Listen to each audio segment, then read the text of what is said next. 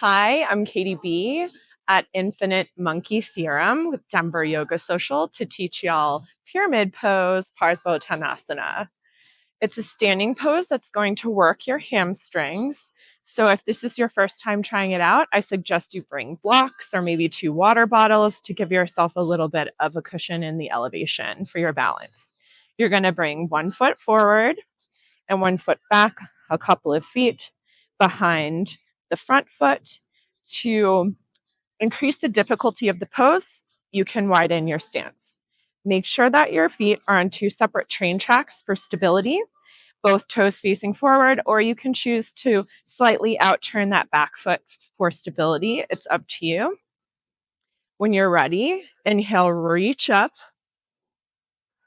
Exhale, hinge forward.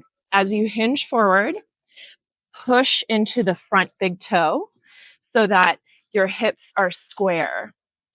Bring the hands down to your blocks or bring them down to the floor. Wherever you are, pull your tailbone tall and reach through your crown. To increase the difficulty, you can bring your forehead to your shin.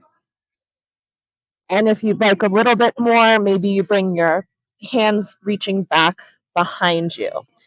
Keep those hips square. If you'd like a couple more difficult arm variations, possibly you bind the hands behind your back, reach forward. If you choose this, plug your shoulders back into the sockets and then clench your palms together.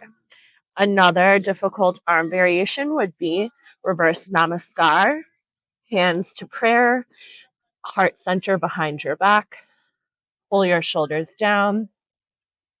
And wherever you are, just remember to breathe deep.